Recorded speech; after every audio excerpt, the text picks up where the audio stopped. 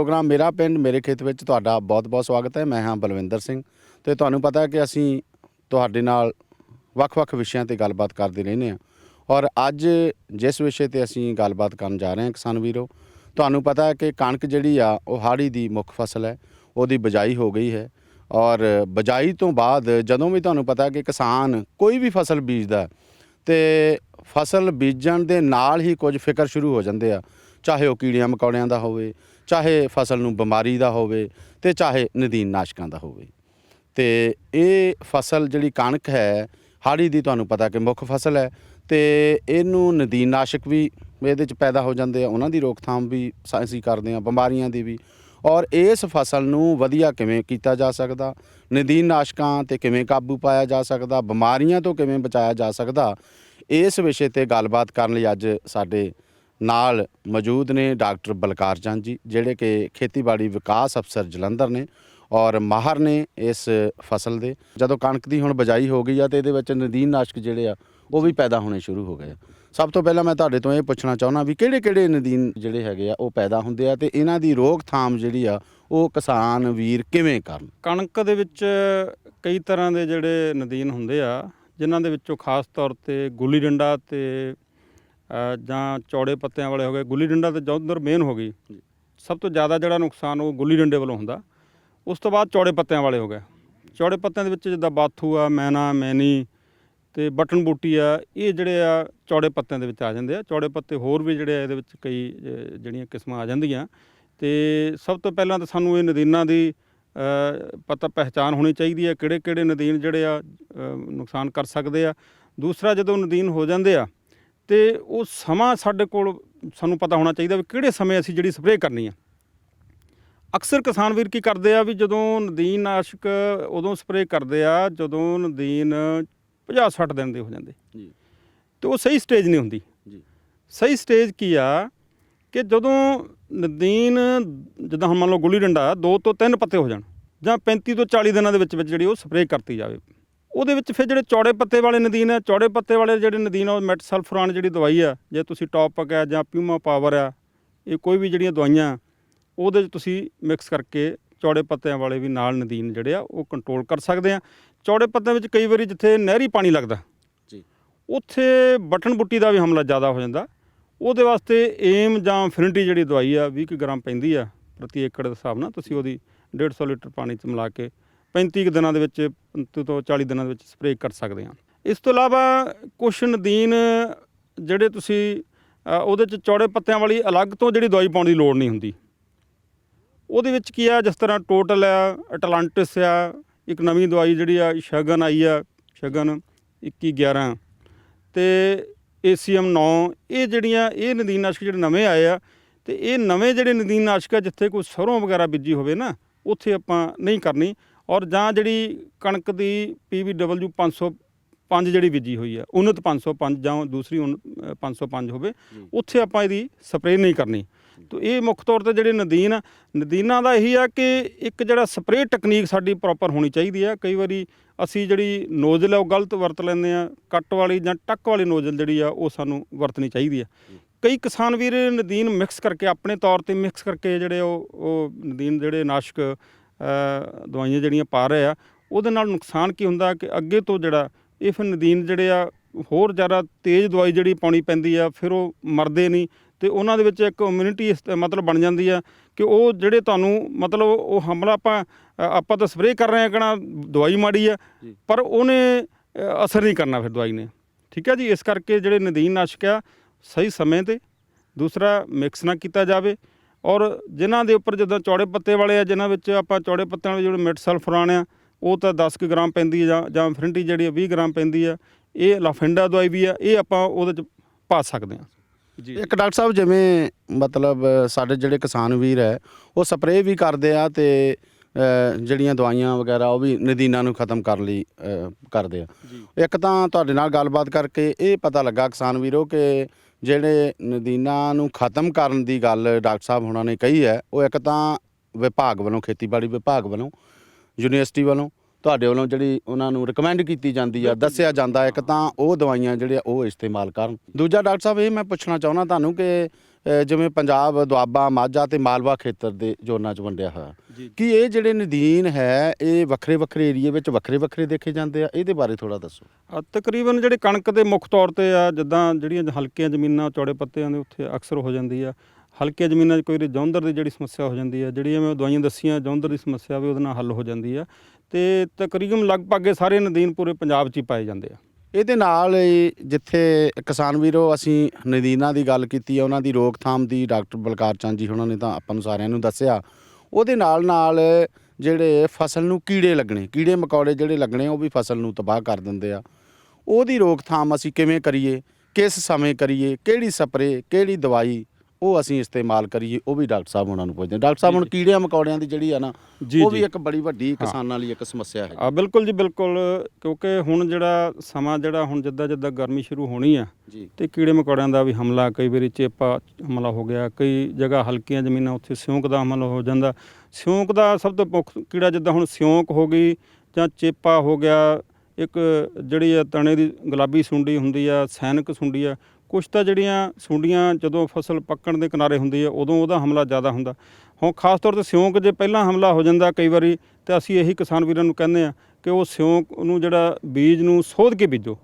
ਬੀਜ ਨੂੰ ਸੋਧਣ ਵਾਸਤੇ ਜਿਹੜੀਆਂ ਆਪਾਂ ਦਵਾਈਆਂ ਪਹਿਲਾਂ ਹੀ ਕਲੋਰੋ ਆ 160 ml ਜਿਹੜੀ ਦਵਾਈ ਪੈਂਦੀ ਆ 40 ਕਿਲੋ ਬੀਜ ਦੇ ਵਿੱਚ, ਫਿਰ ਇੱਕ ਕਰੂਜ਼ਰ ਆ ਉਹ 40 ਗ੍ਰਾਮ ਜਿਹੜੀ ਉਹ ਦਵਾਈ ਪੈਂਦੀ ਆ। ਅਤੇ ਇਸ ਤਰੀਕੇ ਨਾਲ ਫਿਰ ਉਸ ਤੋਂ ਬਾਅਦ ਜੇ ਮੰਨ ਲਓ ਤੁਹਾਨੂੰ ਲੱਗ ਰਿਹਾ ਵੀ ਖੜੀ ਫਸਲ ਦੇ ਵਿੱਚ ਸਿਉਂਕ ਦੀ ਬਿਮਾਰੀ ਆ ਜਾਂਦੀ ਆ, ਜਿੱਦਾਂ ਹੁਣ ਪਾਣੀ ਆਪਾਂ ਲਾਉਣ ਤੋਂ ਪਹਿਲਾਂ ਤੇ 1200 ml ਜਿਹੜੀ ਕਲੋਰੋਪੈਰੀਫਾਸ ਆ ਜੀ 20 ਕਿਲੋ ਜਿਹੜੀ ਆ ਗਿੱਲੀ ਮਿੱਟੀ ਲੈ ਕੇ ਉਹਦਾ ਛੱਟਾ ਦੇ ਕੇ ਪਾਣੀ ਲਗਾ ਦਿਓ।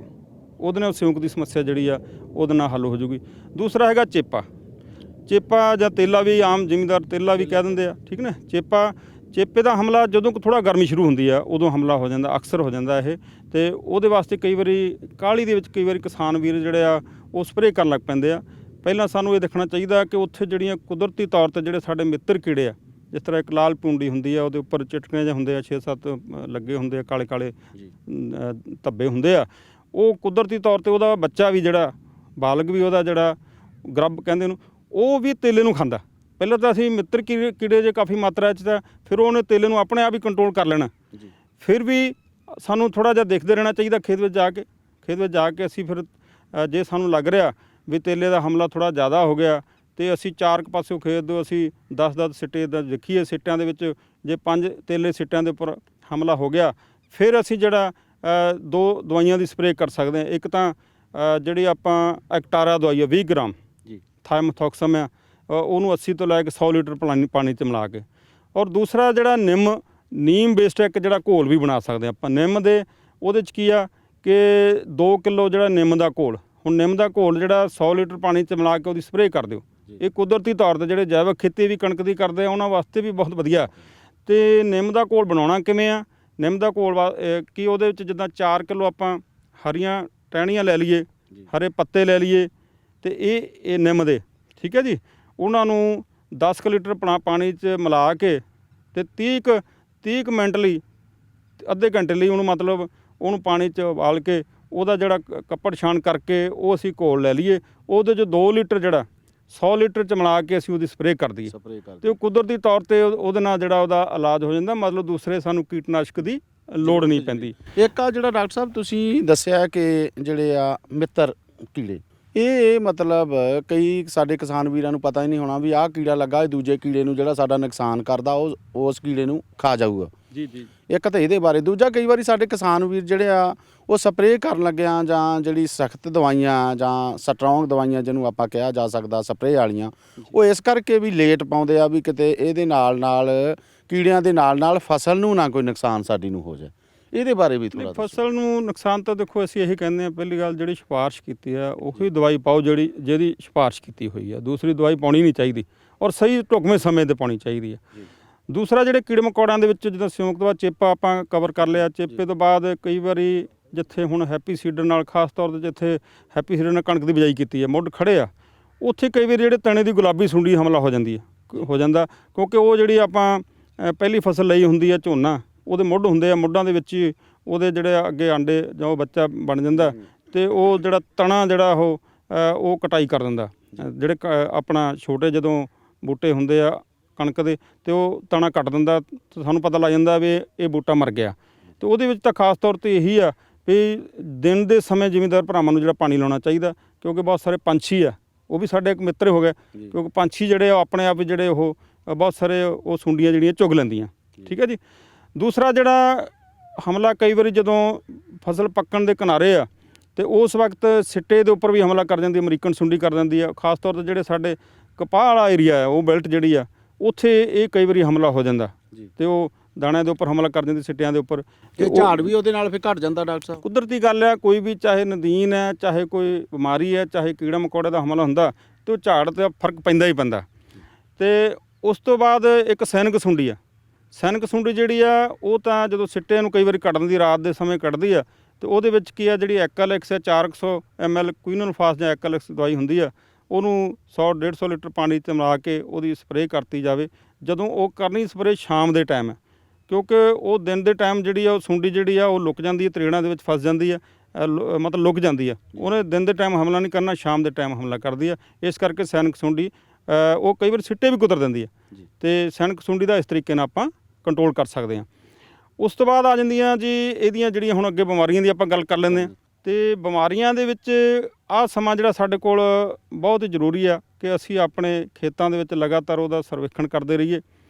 ਤੇ ਇੱਕ ਤਾਂ ਜਿੱਦਾਂ ਕਣਕ ਪਲੱਤਣ 'ਤੇ ਆ ਜਾਂਦੀ ਹੈ ਵੀ ਇੱਕ ਬਿਮਾਰੀ ਆ, ਉਹ ਖੁਰਾਕ ਦੀ ਘਾਟ ਕਰਕੇ ਆ ਜਾਂਦੀ ਹੈ। ਜਿੱਦਾਂ ਜਿਹਦੇ ਵਿੱਚ ਕੋਈ ਨਾਈਟ੍ਰੋਜਨ ਦੀ ਘਾਟ ਆ ਗਈ ਜਾਂ ਜ਼ਿੰਕ ਦੀ ਆ ਗਈ, ਜਾਂ ਉਹਦੇ ਵਿੱਚ ਕਈ ਵਾਰੀ ਨਾਈਟ੍ਰੋਜਨ ਦੀ ਵੀ ਘਾਟ ਆ ਜਾਂਦੀ ਆ ਜੀ। ਇਹ ਬਿਮਾਰੀ ਜਿਹੜੀ ਆ ਖੁਰਾਕ ਦੀ ਘਾਟ ਦੀ ਵਜ੍ਹਾ ਕਰਕੇ ਆਉਂਦੀ ਹੈ। ਇਸ ਕਰਕੇ ਸਾਨੂੰ ਉਹਦੀ ਖੁਰਾਕੀ ਤੱਤ ਜਿਹੜੇ ਪੂਰੇ ਕਰਨੇ ਚਾਹੀਦੇ ਆ। ਉਹਦੇ ਵਿੱਚ ਕੀ ਆ, ਜੇ ਤਾਂ ਜ਼ਿੰਕ ਅਸੀਂ ਕਣਕ ਨੂੰ ਪਹਿਲਾਂ ਝੋਨੇ ਨੂੰ ਪਾਈ ਹੋਈ ਆ, ਫਿਰ ਤਾਂ ਸਾਨੂੰ ਪਤਾ ਲੱਗ ਜਾਂਦਾ ਵੀ ਇਹਦੇ 'ਤੇ ਘਾਟ ਨਜ਼ਰ ਨਹੀਂ ਆਉਂਦੀ। ਉਹ ਕਈ ਵਾਰੀ ਕੀ ਹੁੰਦਾ ਵੀ ਉਹ ਪੱਤਾ ਜਿਹੜਾ ਵਿਚਕਾਰੋਂ ਜਿਹੜਾ ਉਹ ਪੀਲਾ ਜਿਹਾ ਪੈ ਕੇ ਉਹ ਟੁੱਟ ਜਾਂਦਾ ਤੇ ਫਸਲ ਜਿਹੜੀ ਅੱਗੇ ਵੱਧਦੀ ਨਹੀਂ। ਤੇ ਉਹ ਤਾਂ ਅਸੀਂ 25 ਕਿਲੋ ਕਹਿੰਦੇ ਵੀ ਜ਼ਿੰਕ ਸਲਫੇਟ ਜਿਹੜੀ ਆ 21% ਵਾਲੀ ਜਿਹੜੀ ਉਹ ਪਾ ਸਕਦੇ ਹਾਂ ਇੱਕ ਖੇਤ ਦੇ ਵਿੱਚ। ਦੂਸਰਾ ਕਈ ਵਾਰੀ ਜਿੱਦਾਂ ਜਿੱਥੇ ਕੋਈ ਪਾਣੀ ਖੜ ਗਿਆ ਜਾਂ ਆਪਾਂ ਲੱਗਦਾ ਕਣਕ ਪਲੱਤਣ 'ਤੇ ਆ ਗਈ ਆ, ਪੁਰਾਣੇ ਜਿਹੜੇ ਬੂਟੇ ਆ ਉਹ ਪੀਲੇ ਪੈਣੇ ਪੱਤੇ ਸ਼ੁਰੂ ਹੋ ਗਏ ਆ, ਉਸ ਕੇਸ ਵਿੱਚ ਉਹ ਨਾਈਟ੍ਰੋਜਨ ਦੀ ਘਾਟ ਹੁੰਦੀ ਆ। ਨਾਈਟ੍ਰੋਜਨ ਦੀ ਘਾਟ ਵਿੱਚ ਤਾਂ ਇਹ ਆ ਵੀ ਤੁਸੀਂ 3% ਦਾ ਜਿਹੜਾ ਯੂਰੀਆ ਦਾ ਘੋਲ, ਮਤਲਬ 3 ਕਿਲੋ ਯੂਰੀਆ ਲੈ ਕੇ 100 ਲੀਟਰ ਪਾਣੀ 'ਚ ਮਿਲਾ ਕੇ ਤੁਸੀਂ ਉਹਦੀ ਸਪਰੇਅ ਕਰ ਦਿਓ। ਉਹ ਦੋ ਤਰਫਾ ਵੀ ਸਪਰੇਅ ਹੋ ਸਕਦੀ ਆ, ਫਿਰ 300 ਲੀਟਰ ਤੱਕ ਵੀ ਪਾਣੀ ਜਿਹੜਾ ਉਹ ਲਿਆ ਜਾ ਸਕਦਾ, ਥੋੜ੍ਹਾ ਵਧਾ ਵੀ ਸਕਦੇ ਆਪਾਂ ਡੋਜ਼ ਉਹਦੀ। ਇੱਕ ਡਾਕਟਰ ਸਾਹਿਬ ਮੈਂ ਤੁਹਾਨੂੰ ਪੁੱਛਣਾ ਚਾਹੁੰਦਾ ਵੀ ਇਹ ਜਿਹੜੀਆਂ ਬਿਮਾਰੀਆਂ ਦੀ ਤੁਸੀਂ ਗੱਲ ਕੀਤੀ ਹੈ ਕੀੜੇ ਮਕੌੜਿਆਂ ਤੋਂ ਬਾਅਦ, ਇਹ ਜਿਹੜੀਆਂ ਬਿਮਾਰੀਆਂ ਇਹ ਜਦੋਂ ਆਪਾਂ ਕਣਕ ਦੀ ਜਿਹੜੀ ਫਸਲ ਦੀ ਗੱਲ ਕਰ ਰਹੇ ਹਾਂ, ਕਦੋਂ ਕੁ ਸ਼ੁਰੂ ਹੁੰਦੀਆਂ ਤੇ ਕਦੋਂ ਕਿਸਾਨਾਂ ਨੂੰ ਜ਼ਿਆਦਾ ਇਹਦੇ ਬਾਰੇ ਧਿਆਨ ਰੱਖਣਾ ਚਾਹੀਦਾ? ਦੇਖੋ ਆਹ ਜਿਹੜਾ ਸਮਾਂ ਹੁਣ ਮੈਂ ਜਿਸ ਤਰ੍ਹਾਂ ਆਹ ਜਿਹੜਾ ਸਮਾਂ ਚੱਲ ਰਿਹਾ, ਜਿਹੜੀ ਮੈਂ ਹੁਣ ਬਿਮਾਰੀ ਦੀ ਗੱਲ ਕੀਤੀ ਆ ਪਹਿਲੀ ਕਿ ਪੱਤੇ ਜਿਹੜੇ ਉਹ ਪੀਲੇ ਪੈਣੇ ਸ਼ੁਰੂ ਹੋ ਜਾਂਦੇ ਆ। ਤੇ ਦੂਸਰਾ ਜਿਹੜਾ ਉਹ ਹਮਲਾ ਹੁੰਦਾ, ਜਿਹੜਾ ਖਾਸ ਗੱਲ 'ਤੇ ਧਿਆਨ ਰੱਖਣ ਦੀ ਲੋੜ ਆ, ਜਿਹੜੀ ਆਪਾਂ ਪੀਲੀ ਕੁੰਗੀ ਕਹਿੰਦੇ ਆ, ਪੀਲੀ ਜਾਂ ਭੂਰੀ ਕੁੰਗੀ, ਉਹ ਤਾਂ ਆਪਾਂ ਨੂੰ ਸਾਰਿਆਂ ਨੂੰ ਪਤਾ ਹੀ ਆ, ਕਿਸਾਨ ਵੀਰਾਂ ਨੂੰ ਅਕਸਰ ਹੀ ਪਤਾ ਕਿ ਉਹ ਜਿਹੜੇ ਧੱਬੇ ਜਿਹੇ ਪੈ ਜਾਂਦੇ ਆ, ਹਲਦੀ ਨੁਮਾ ਜਿਹੜੇ ਧੱਬੇ ਹੁੰਦੇ ਆ, ਹਲਦੀ ਪਾਊਡਰ ਬਣ ਜਾਂਦਾ ਉਹ ਜਦੋਂ ਆਪਾਂ ਖੇਤ ਦੇ ਵਿੱਚ ਹੀ ਜਾਂਦੇ ਆ, ਸਾਡੇ ਕੱਪੜਿਆਂ ਨੂੰ ਵੀ ਲੱਗ ਜਾਂਦਾ।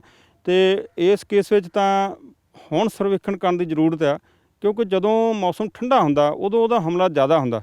7 ਤੋਂ 13 ਡਿਗਰੀ ਜੇ ਟੈਂਪਰੇਚਰ ਆ ਰਾਤ ਦਾ, ਦਿਨ ਦਾ ਜਿਹੜਾ 16-17 ਡਿਗਰੀ ਆ, ਮਤਲਬ ਜ਼ਿਆਦਾ ਠੰਡ ਦੇ ਵਿੱਚ ਜਿਹੜਾ ਨੀਮ ਪਹਾੜੀ ਏਰੀਏ ਵੱਲੋਂ ਜਦੋਂ ਠੰਡੀਆਂ ਹਵਾ ਚੱਲਦੀਆਂ ਤੇ ਇਹ ਫਿਰ ਹਮਲਾ ਜਿਹੜਾ ਇੱਕ ਸਾਈਡ ਤੋਂ ਸ਼ੁਰੂ ਹੋ ਜਾਂਦਾ। ਤੇ ਇਹ ਹੁਣ ਸਾਨੂੰ ਆ ਸਭ ਤੋਂ ਢੁਕਵਾਂ ਸਮਾਂ ਕਿ ਅਸੀਂ ਸਰਵੇਖਣ ਆਪਣੇ ਖੇਤ ਦਾ ਕਰਦੇ ਰਹੀਏ। ਜੇ ਮੰਨ ਲਓ ਸਾਨੂੰ ਲੱਗ ਰਿਹਾ ਵੀ ਕਿਤੇ ਧੋੜੀ ਦੇ ਵਿੱਚ ਵੀ ਹਮਲਾ ਹੋ ਗਿਆ, ਅਸੀਂ ਕੋਸ਼ਿਸ਼ ਕਰੀਏ ਕਿ ਉਹ ਧੋੜੀ ਦੇ ਵਿੱਚ ਹੀ ਕੰਟਰੋਲ ਕਰੀਏ।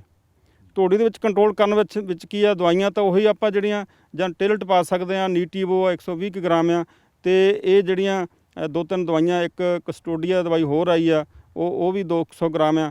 ਖਾਸ ਤੌਰ 'ਤੇ ਜਦੋਂ ਜਿਹੜੇ ਆਪਾਂ ਕੋਈ ਵੀ ਇਹਦੀ ਰੋਕਥਾਮ ਕਰਦੇ ਹਾਂ, ਜੇ ਧੋੜੀਆਂ 'ਚ ਵੀ ਕਰਦੇ ਹਾਂ, ਤੇ 3 ਮੀਟਰ ਸਾਈਡਾਂ ਤੋਂ ਲੈ ਕੇ ਪੰਪ ਦੇ ਵਿੱਚ ਦਵਾਈ ਪਾ ਕੇ ਅੰਦਰ ਨੂੰ ਆਉਂਦੇ ਜਾਓ ਤੇ ਉਹ ਧੋੜੀ 'ਚ ਉਹਦਾ ਕੰਟਰੋਲ ਕਰੋ, ਕਿਉਂਕਿ ਹਵਾ ਦੇ ਨਾਲ ਉਹਦੇ ਉੱਲੀ ਦੇ ਕਣ ਅੱਗੇ ਫੈਲ ਕੇ ਉਹ ਕਿਤੇ ਅੱਗੇ ਜ਼ਿਆਦਾ ਨੁਕਸਾਨ ਖੇਤਾਂ ਨੂੰ ਨਾ ਕਰਨ, ਹੋਰ ਫਸਲ ਜ਼ਿਆਦਾ ਨੁਕਸਾਨ ਹੋ ਜਾਂਦਾ। ਦੂਸਰਾ ਹੋ ਗਿਆ ਕਿ ਭੂਰੀ ਕੁੰਗੀ, ਉਹ ਸੰਤਰੀ ਬੇਰ ਤਰਤੀਬੇ ਜੇ ਧੱਬੇ ਜਿਹੇ ਪੈ ਜਾਂਦੇ ਆ, ਉਹਦੀ ਵੀ ਰੋਕਥਾਮ ਇਹੀ ਆ, ਤੁਸੀਂ ਉਹਦੇ ਨਾਲ ਕੰਟਰੋਲ ਕਰ ਸਕਦੇ ਆ। ਤੇ ਖਾਸ ਤੌਰ 'ਤੇ ਜਿਹੜਾ ਪੀਲੀ ਕੁੰਗੀ ਆ, ਇਹਦਾ ਹਮਲਾ ਜਿਹੜਾ ਉਹਦਾ ਇਸ ਵਕਤ ਜਿਹੜਾ ਸਭ ਤੋਂ ਜ਼ਿਆਦਾ ਸਟੇਜ ਜਿਹੜੀ ਆ, ਕ੍ਰਿਟੀਕਲ ਸਟੇਜ ਆ, ਜਿੱਥੇ ਅਸੀਂ ਹੁਣ ਦੇਖਣਾ, ਵਾਚ ਕਰਦੇ ਰਹਿਣਾ, ਸਰਵੇਖਣ ਕਰਦੇ ਰਹਿਣਾ। ਉਸ ਤੋਂ ਬਾਅਦ ਕੁਝ ਹੋਰ ਬਿਮਾਰੀਆਂ ਜਿਹੜੀਆਂ ਉਹ ਤਾਂ ਜਦੋਂ ਫਸਲ ਪੱਕਣ ਦੇ ਕਿਨਾਰੇ ਹੁੰਦੀ ਆ ਉਦੋਂ ਕ ਹਮਲਾ ਹੁੰਦਾ। ਉਹਦੇ ਵਿੱਚ ਖਾਸ ਤੌਰ ਤੇ ਜਿੱਦਾਂ ਕਾਂ ਗਿਆਰੀ ਆਪਾਂ ਕਈ ਵਾਰ ਦੇਖਿਆ ਹੋਣਾ, ਕਣਕ ਦੇ ਜਿਹੜੇ ਕਾਲਾ ਸਿੱਟਾ ਹੀ ਕਾਲਾ ਹੋ ਜਾਂਦਾ ਨਾ, ਤੇ ਉਹਦੇ ਵਿੱਚ ਕੀ ਆ ਕਿ ਅਸੀਂ ਜਿਹੜਾ ਉਹਨੂੰ ਪਹਿਲਾਂ ਬੀਜ ਦੀ ਸੋਧ ਉਹਦੇ 'ਚ ਜਿੱਦਾਂ ਆਪਾਂ ਕਰਨੀ ਹੁੰਦੀ ਆ, ਉਹ ਖਾਸ ਤੌਰ ਤੇ ਕਿਸਾਨ ਵੀਰਾਂ ਨੂੰ ਅਸੀਂ ਅਕਸਰ ਕੈਂਪਾਂ ਦੇ ਵਿੱਚ ਵੀ ਅਕਸਰ ਅਲੱਗ-ਅਲੱਗ ਮਾਹਰ ਵੀ ਜਿਹੜੇ ਉਹ ਦੱਸਦੇ ਰਹਿੰਦੇ ਆ ਕਿ ਬੀਜ ਦੀ ਸੋਧ ਜ਼ਰੂਰ ਕਰੋ। ਇਹ ਡਾਕਟਰ ਸਾਹਿਬ ਜਿਹੜਾ ਮੈਂ ਕਾਂ ਗਿਆਰੀ ਦੀ ਜਿਹੜੀ ਤੁਸੀਂ ਗੱਲ ਕੀਤੀ ਆ, ਇਹਦੇ ਬਾਰੇ ਮੈਂ ਜ਼ਰੂਰ ਕਿ ਜਦੋਂ ਆਪਾਂ ਬੀਜ ਬੀਜਦੇ ਆ, ਤੁਸੀਂ ਬੀਜ ਦੀ ਗੱਲ ਕੀਤੀ ਆ ਵੀ ਇਹ ਬੀਜ ਤੋਂ ਲਾ ਕੇ ਹੀ ਉਹ ਬੀਜ ਹੀ ਇਦਾਂ ਦਾ ਹੈ ਕਿ ਉਹਦੀ ਸੋਧ ਵਾਲੇ ਬੀਜ ਜਿਹੜੇ ਆ ਜਾਂ ਤੁਹਾਡੇ ਵਿਭਾਗ ਵੱਲੋਂ ਜਿਹੜੇ ਰਿਕਮੈਂਡ ਕੀਤੇ ਬੀਜ ਆ ਜੇ ਆਪਾਂ ਉਹ ਪਾਉਂਦੇ ਆ ਤੇ ਇਹ ਫਸਲ ਤੋਂ ਜਿਹੜੀ ਆ ਜਾਂ ਇਹ ਬਿਮਾਰੀ ਤੋਂ ਜਿਹੜੀ ਆ ਉਹ ਫਸਲ ਨੂੰ ਬਚਾਇਆ ਜਾ ਸਕਦਾ? ਦੇਖੋ ਕੀ ਆ, ਜਿਸ ਤਰ੍ਹਾਂ ਹੁਣ ਮੰਨ ਲਓ ਸਿੱਟੇ ਦੇ ਉੱਪਰ ਹਮਲਾ ਹੋ ਗਿਆ, ਕਾਲਾ ਹੋ ਗਿਆ ਸਿੱਟਾ, ਉਹਦੇ ਕਣ ਜਿਹੜੇ ਉਹ ਜ਼ਮੀਨ 'ਚ ਡਿੱਗ ਜਾਂਦੇ ਆ। ਅਗਲੀ ਫਸਲ ਜਿਹੜੀ ਜਦੋਂ ਵੀ ਆਪਾਂ ਬੀਜ ਬੀਜਦੇ ਆ ਤੇ ਉਹ ਅਗਲੀ ਫਸਲ ਤੇ ਚਲੇ ਜਾਂਦੇ ਆ, ਫਿਰ ਉਹਦਾ ਹਮਲਾ ਜ਼ਿਆਦਾ ਵੱਧ ਜਾਂਦਾ, ਉੱਲੀ ਦੇ ਕਣ ਬਹੁਤ ਜ਼ਿਆਦਾ ਫੈਲ ਜਾਂਦੇ ਆ। ਇਸੇ ਕਰਕੇ ਅਸੀਂ ਕਹਿੰਦੇ ਆ ਵੀ ਇਹਦੀ ਬੀਜ ਦੀ ਸੋਧ ਕਰੋ, ਜਿੱਦਾਂ ਈਜ਼ੀ ਆ, ਰੈਕਸਲ ਆ, ਇਹ ਦਵਾਈਆਂ ਜਿਹੜੀਆਂ ਬੀਜ ਨੂੰ ਸੁੱਧ ਹੋਏ ਤੇ ਉੱਲੀ ਨਾਸ਼ਕ ਦਵਾਈਆਂ ਦੇ ਨਾਲ, ਤੇ ਉਹਦੇ ਨਾਲ ਇਹਦਾ ਕੰਟਰੋਲ ਹੋ ਜਾਂਦਾ। ਦੂਸਰਾ, ਜੇ ਤੁਸੀਂ ਬੀਜ ਰੱਖਣਾ ਵੀ ਆਪਣਾ, ਕੋਸ਼ਿਸ਼ ਕਰੋ ਕਿ ਇੱਕ ਵਾਰੀ ਜਿਹੜੀ ਸਪਰੇਅ ਆ ਉਹ ਤੁਸੀਂ ਟਿਲਟ ਵਗੈਰਾ ਦੀ ਸਪਰੇਅ ਜਿਹੜੀ ਜਦੋਂ ਫਸਲ ਮਤਲਬ ਦੁੱਧ ਤੋਂ ਬਾਅਦ ਜਦੋਂ ਸਟੇਜ ਆਉਂਦੀ ਆ ਉਸ ਟਾਈਮ ਜ਼ਰੂਰ ਕਰ ਲਓ। ਇੱਕ ਕਰਨਾਲ ਬੰਟ ਹੁੰਦੀ ਆ, ਕਰਨਾਲ ਬੰਟ ਕੀ ਆ, ਉਹ ਵੀ ਬਿਮਾਰੀ ਆ। ਉਹ ਨੋਕਾਂ ਜਿਹੜੀਆਂ ਕਈ ਵਾਰ ਤੁਸੀਂ ਦੇਖਿਆ ਹੋਣਾ ਜਦੋਂ ਆਪਾਂ ਫਸਲ ਦੀ ਕਟਾਈ ਕਰਦੇ ਆ ਤੇ ਉਹ ਦਾਣਾ ਦੀ ਨੋਕ ਕਾਲੀ ਹੋ ਜਾਂਦੀ, ਉਹਨੂੰ ਕਰਨਾਲ ਬੰਟ ਕਹਿੰਦੇ ਆ। ਉਹਦੇ ਵਾਸਤੇ ਵੀ ਇਹੀ, ਜਾਂ ਤਾਂ ਤੁਸੀਂ ਨੀਟੀਵੋ ਵੀ 120 ਗ੍ਰਾਮ ਕਰ ਸਕਦੇ ਆ, ਟਿਲਟ ਵਗੈਰਾ ਵੀ ਜਿਹੜੀ ਕਰ ਸਕਦੇ ਆ। ਖਾਸ ਗੱਲ ਦਾ ਧਿਆਨ ਰੱਖਣਾ ਕਿ 200 ਲੀਟਰ ਪਾਣੀ ਤੋਂ ਘੱਟ ਨਾ ਲਗਾਓ ਜੀ, ਠੀਕ ਆ ਜੀ। ਇੱਕ ਪੱਤਿਆਂ ਨੂੰ ਕਾਂ ਗਿਆਰੀ ਵੀ ਲੱਗ ਜਾਂਦੀ ਆ, ਮਤਲਬ ਇਹ ਜਿਹੜੀ ਕਾਂ ਗਿਆਰੀ ਪੱਤਿਆਂ ਨੂੰ ਵੀ ਲੱਗਦੀ ਆ, ਪੱਤੇ ਜਿਹੜੇ ਆ ਉਹ ਕਾਲੇ ਕਾਲੇ ਰੰਗ ਦੇ ਹੋਣੇ ਸ਼ੁਰੂ ਹੋ ਜਾਂਦੇ ਆ, ਧੱਬੇ ਪੈ ਜਾਂਦੇ ਆ, ਤੇ ਉਹਦੇ ਵਾਸਤੇ ਵੀ ਇਹ ਜਿਹੜੀਆਂ ਮੈਂ ਤੁਹਾਨੂੰ ਦਵਾਈਆਂ ਦੱਸੀਆਂ ਇਹਦੇ ਨਾਲ ਤੁਸੀਂ ਕੰਟਰੋਲ ਕਰ ਸਕਦੇ ਆ। ਹੋਰ ਕਿਸਾਨ ਵੀਰ, ਜੇ ਪਾਣੀ ਦੀ ਗੱਲ ਆਪਾਂ ਕਰਦੇ, ਜਦੋਂ ਕੀੜਿਆਂ ਦੀ ਕੀਤੀ, ਕਈ ਵਾਰੀ ਪਾਣੀ ਦੀ ਬਾਅਦ ਘਾਟ ਨਾਲ ਵੀ ਡਾਕਟਰ ਸਾਹਿਬ ਇਹ ਜਿਹੜੀਆਂ ਸਾਨੂੰ ਕਈ ਸਮੱਸਿਆਵਾਂ ਦਾ ਸਾਹਮਣਾ ਕਰਨਾ ਪੈਂਦਾ ਕਿਸਾਨ ਵੀਰਾਂ ਨੂੰ ਕਿ ਨਹੀਂ, ਇਹਦੇ ਬਾਰੇ ਦੱਸੋ ਵੀ ਸਹੀ ਸਮੇਂ ਤੇ ਸਹੀ ਜਿਹੜਾ ਫਸਲ ਨੂੰ ਪਾਣੀ ਲਾਉਣਾ। ਆ ਦੇਖੋ ਜੀ, ਪਾਣੀ ਦੀ ਤਾਂ ਅਸੀਂ ਇਹੀ ਕਹਿੰਦੇ ਆ ਕਿ ਜਿਹੜਾ ਪਾਣੀ ਆ ਪਹਿਲਾਂ ਜਿਹੜਾ ਮਹੀਨੇ ਕੁ ਬਾਅਦ ਪਾਣੀ ਲਗਾ ਦਿਓ, ਤੇ ਦੂਸਰਾ ਜਿਹੜਾ ਫਿਰ ਉਹ ਉਸ ਤੋਂ ਅਗਲੇ ਮਹੀਨੇ ਲਗਾ ਦਿਓ। ਕਈ ਵਾਰੀ ਹੁਣ ਜਿੱਦਾਂ ਇਸ ਵਾਰ ਬਾਰਿਸ਼ ਹੋ ਗਈ ਆ ਵਿੱਚ, ਕਈਆਂ ਕਿਸਾਨ ਵੀਰਾਂ ਨੇ ਪਹਿਲਾਂ ਪਾਣੀ ਲਗਾਇਆ ਸੀ, ਉਸ ਤੋਂ ਬਾਅਦ ਬਾਰਿਸ਼ ਹੋ ਗਈ ਆ, ਜਾਂ ਉਸ ਤੋਂ ਬਾਅਦ ਵੀ ਬਾਰਿਸ਼ ਹੋਈ ਆ, ਤੇ ਜਦੋਂ ਬਾਰਿਸ਼ ਹੋ ਜਾਵੇ ਤਾਂ ਉਹ ਪਾਣੀ ਜਿਹੜਾ ਇੱਕ ਹਫ਼ਤਾ ਅਸੀਂ ਲੇਟ ਕਰ ਸਕਦੇ ਹਾਂ, ਦੂਸਰਾ ਪਾਣੀ ਵੀ। ਹਾਂ, ਉਹ ਜਦੋਂ ਆਪਾਂ ਪਾਣੀ ਲਗਾਉਂਦੇ ਆ, ਇੱਕ ਅਸੀਂ ਅਕਸਰ ਕਹਿੰਦੇ ਕਿਸਾਨ ਵੀਰਾਂ ਨੂੰ ਵੀ ਪਾਣੀ ਜ਼ਿਆਦਾ ਭਰਵਾਂ ਨਾ ਲਗਾਓ, ਬਹੁਤ ਵੱਡੇ ਕਿਆਰੇ ਨਾ ਪਾਓ। ਉਹਦੇ ਨਾਲ ਕੀ ਹੁੰਦਾ ਕਿ ਤੁਹਾਡਾ ਜਿਹੜਾ ਉਹ ਪਾਣੀ ਕਣਕ ਜਿਹੜੀ ਉਹ ਪਲੱਤਣ 'ਤੇ ਆ ਜਾਂਦੀ ਆ, ਤੇ ਪਾਣੀ ਦੋਏ ਹਲਕੇ ਲਗਾਉਣੇ ਚਾਹੀਦੇ ਆ। ਔਰ ਜਿੱਥੇ ਹੈਪੀ ਸੀਡਨ ਨਾਲ ਜਾਂ ਸੁਪਰ ਸੀਡਰ ਨਾਲ ਬੀਜੀ ਆ, ਕੋਸ਼ਿਸ਼ ਕਰੋ ਕਿ ਉੱਥੇ ਜਿਹੜੀ ਯੂਰੀਆ ਦੀ ਡੋਜ਼ ਆ ਤੁਰੰਤ ਪਾ ਕੇ ਉਸ ਤੋਂ ਬਾਅਦ ਪਾਣੀ ਲਗਾ ਦਿਓ। ਕਿਸਾਨ ਵੀਰੋ, ਜਿਵੇਂ ਕਿ ਅਸੀਂ ਡਾਕਟਰ ਬਲਕਾਰ ਚੰਦ ਹੋਰਾਂ ਨਾਲ ਗੱਲਬਾਤ ਕੀਤੀ ਆ, ਉਹਨਾਂ ਨੇ ਸਾਨੂੰ ਜਿਹੜੀ ਆ ਕਣਕ ਦੀ ਫਸਲ ਨੂੰ ਕਿਵੇਂ ਬਚਾਇਆ ਜਾ ਸਕਦਾ, ਕਿਹੜੀਆਂ-ਕਿਹੜੀਆਂ ਬਿਮਾਰੀਆਂ ਲੱਗਦੀਆਂ ਤੇ ਉਹਨਾਂ ਨੂੰ ਬਿਮਾਰੀਆਂ ਤੋਂ ਰੋਕਣ ਲਈ ਸਾਡੇ ਕਿਸਾਨ ਵੀਰ ਕੀ ਕਰਨ, ਕਿਹੜੀ ਦਵਾਈ ਦੀ ਸਪਰੇਅ ਕਰਨ, ਕਿਹੜੀ ਦਵਾਈ ਪਾਉਣ, ਉਹਦੇ ਬਾਰੇ ਦੱਸਤਾ। ਕੀੜਿਆਂ ਮਕੌੜਿਆਂ ਬਾਰੇ ਵੀ ਦੱਸਤਾ, ਬਿਮਾਰੀਆਂ ਬਾਰੇ ਵੀ ਦੱਸਿਆ। ਜੇ ਆਪਾਂ ਸਾਡੇ ਕਿਸਾਨ ਵੀਰਾਂ ਨੂੰ ਅੱਜ ਦੀ ਇਹਦੀ ਜਿਹੜੀ ਗੱਲਬਾਤ ਆ, ਡਾਕਟਰ ਸਾਹਿਬ ਤੁਹਾਡੇ ਨਾਲ ਜਿਹੜਾ ਤੁਸੀਂ ਕਿਸਾਨਾਂ ਨੂੰ ਸਲਾਹ ਦਿੱਤੀ, ਬਹੁਤ ਜ਼ਿਆਦਾ ਫਾਇਦਾ ਵੀ ਹੋਇਆ ਹੋਣਾ। ਔਰ ਮੈਂ ਮਹਿਸੂਸ ਕਰਦਾ ਵੀ ਜੇ ਸਾਡੇ ਕਿਸਾਨ ਵੀਰ ਇਹਨਾਂ ਦੀ ਗੱਲ ਮੰਨ ਕੇ ਇਹ ਫਸਲ ਨੂੰ ਇਸੇ ਤਰ੍ਹਾਂ ਉਹਦੀ ਰਖਵਾਲੀ ਕਰਨਗੇ, ਦੇਖਭਾਲ ਕਰਨਗੇ, ਤੇ ਉਹ ਇਸ ਫਸਲ ਤੋਂ ਵੱਧ ਜਿਹੜਾ ਝਾੜ ਵੀ ਲੈ ਸਕਦੇ ਆ ਤੇ ਫਸਲ ਵੀ ਜਿਹੜੀ ਆ ਉਹ ਭਰਵੀਂ ਹੋਏਗੀ। ਤੇ ਹੋਰ ਸਾਡੇ ਕਿਸਾਨਾਂ ਨੂੰ ਕੀ ਸੰਦੇਸ਼ ਦੇਣਾ ਚਾਹੁੰਦੇ ਡਾਕਟਰ? ਬਸ ਇਹੀ ਸੰਦੇਸ਼ ਹੈ ਜੀ, ਕਿਉਂਕਿ ਫਸਲ ਜਿਹੜੀ ਖੜੀ ਆ ਆਪਾਂ ਉਹਦਾ ਸਰਵੇਖਣ ਕਰਦੇ ਰਹੀਏ, ਸਮੇਂ-ਸਮੇਂ ਤੇ ਜਿਹੜੇ ਕੀੜੇ ਮਕੌੜੇ ਜੋ ਵੀ ਜਾਂ ਬਿਮਾਰੀਆਂ ਹਮਲਾ ਕਰਦੇ ਆ ਤੇ ਉਹਦਾ ਆਪਾਂ ਰੋਕਥਾਮ ਜਿਹੜੀ ਜਾਂ ਮਹਿਕਮੇ ਦੇ ਜਿਹੜੇ ਸਾਡੇ ਮਾਹਰ ਆ ਖੇਤਾਂ ਦੇ ਵਿੱਚ ਸਾਡੇ ਜਿਹੜੇ ਆ ਖੇਤੀਬਾੜੀ ਵਿਕਾਸ ਅਫਸਰ ਆ, ਖੇਤੀਬਾੜੀ ਸਬ ਇੰਸਪੈਕਟਰ ਹੈਗੇ ਆ, ਤੇ ਜ਼ਿਲ੍ਹੇ ਦੇ ਵਿੱਚ ਵੀ ਸਾਡੇ ਮਤਲਬ ਬਲਾਕ ਦੇ ਵਿੱਚ ਖੇਤੀਬਾੜੀ ਅਫਸਰ ਹੈਗੇ ਆ, ਜ਼ਿਲ੍ਹੇ ਦੇ ਵਿੱਚ ਵੀ ਸਾਡੇ ਮਾਹਰ ਬੈਠੇ ਆ, ਨਾਲ ਹੀ ਬਹੁਤ ਸਾਰੇ ਯੂਨੀਵਰਸਿਟੀ ਦੇ ਮਾਹਰ ਆ। ਮਤਲਬ ਉਹਨਾਂ ਨਾਲ ਸੰਪਰਕ ਕਰਕੇ ਜਿਹੜਾ ਪ੍ਰੋਪਰ ਜਿਹੜਾ ਸਹੀ ਸਮੇਂ 'ਤੇ ਉਹਨਾਂ ਨੂੰ ਪਹਿਲਾਂ ਤਾਂ ਆਗਾਹ ਕਰਨਾ ਚਾਹੀਦਾ, ਇੱਕਦਮ ਜਿਹੜਾ ਦੱਸਣਾ ਚਾਹੀਦਾ ਜੇ ਕਿਤੇ ਹਮਲਾ ਵੀ ਹੋ ਜਾਂਦਾ। ਕਿਸਾਨ ਵੀਰਾਂ ਨਾਲ ਇਹ ਖਾਸ ਤੌਰ 'ਤੇ ਉਹ ਸੰਪਰਕ ਕਰਨ ਮਹਿਕਮੇ ਦੇ ਨਾਲ। ਜੇ ਕਿਸੇ ਵੀ ਜਗ੍ਹਾ 'ਤੇ ਇਸ ਟਾਈਮ ਜੇ ਪੀਲੀ ਕੁੰਗੀ ਦਾ ਹਮਲਾ ਹੁੰਦਾ ਤੇ ਉਹ ਜ਼ਰੂਰ ਦੱਸਣ, ਤਾਂ ਜੋ ਅਸੀਂ ਉਸੇ ਸਮੇਂ ਉਹਦੀ ਰੋਕਥਾਮ ਜਿਹੜੀ ਕੀਤੀ ਜਾਵੇ। ਉਹਦੇ ਨਾਲ ਬਹੁਤ ਸਾਰੇ ਫਾਇਦੇ ਹੋ ਸਕਦੇ ਆ। ਇੱਕ ਤਾਂ ਅੱਗੇ ਝਾੜ ਸਾਡਾ ਜਿਹੜਾ ਉਹ ਅਸੀਂ ਪੂਰਾ ਲੈ ਸਕਦੇ ਹਾਂ, ਬਿਮਾਰੀ ਅੱਗੇ ਜੇ ਨਹੀਂ ਫੈਲੂਗੀ, ਹੈ ਨਾ। ਅਤੇ ਦੂਸਰਾ ਅਸੀਂ ਬਹੁਤ ਸਾਰੇ ਜਿਹੜੇ ਪੈਸਟੀਸਾਈਡ ਜਾਂ ਫੰਜੀਸਾਈਡ ਪਾਉਂਦੇ ਆ ਉਹਨੂੰ ਰੋਕਣ ਵਾਸਤੇ ਬਾਅਦ ਪੂਰੇ ਖੇਤਾਂ ਨੂੰ, ਅਤੇ ਅਸੀਂ ਉਹਦਾ ਮਤਲਬ ਉਸੇ ਜਗ੍ਹਾ ਤੇ ਜੇ ਕੰਟਰੋਲ ਕਰ ਲਾਂਗੇ ਸਾਡਾ ਖਰਚਾ ਜਿਹੜਾ ਉਹਦੇ 'ਚ ਬਹੁਤ ਸਾਰਾ ਜਿਹੜਾ ਉਹ ਬਚੂਗਾ। ਇਹ ਤਾਂ ਡਾਕਟਰ ਸਾਹਿਬ ਤੁਸੀਂ ਬਹੁਤ ਹੀ ਵਧੀਆ ਗੱਲ ਆਖੀ ਹੈ ਕਿਸਾਨ ਵੀਰਾਂ ਨੂੰ ਕਿ ਕਦੇ ਵੀ ਉਹ ਖੇਤੀਬਾੜੀ ਵਿਭਾਗ ਨਾਲ ਤੁਹਾਡੇ ਨਾਲ ਸੰਪਰਕ ਕਰ ਸਕਦੇ ਆ। ਕਿਸੇ ਵੀ ਤਰ੍ਹਾਂ ਦੀ ਕੋਈ ਸਮੱਸਿਆ ਆਉਂਦੀ ਹੈ, ਕੋਈ ਬਿਮਾਰੀ ਬਾਰੇ ਆਉਂਦੀ ਆ, ਕੋਈ ਕੀੜਿਆਂ ਮਕੌੜਿਆਂ ਬਾਰੇ ਆਉਂਦੀ ਆ, ਤਾਂ ਤੁਹਾਡੇ ਤੋਂ ਸਲਾਹ ਲੈ ਕੇ ਉਸ ਬਿਮਾਰੀ ਦੀ ਰੋਕਥਾਮ ਜਿਹੜੀ ਆ ਕਰ ਸਕਦੇ ਆ। ਡਾਕਟਰ ਸਾਹਿਬ ਤੁਸੀਂ ਅੱਜ ਸਾਡੇ ਕਿਸਾਨ ਵੀਰਾਂ ਨੂੰ ਬਹੁਤ ਸੋਹਣੀਆਂ ਗੱਲਾਂ ਦੱਸੀਆਂ ਫਸਲ ਸੰਬੰਧੀ। ਤੁਹਾਡਾ ਬਹੁਤ ਬਹੁਤ ਧੰਨਵਾਦ। ਬਹੁਤ ਬਹੁਤ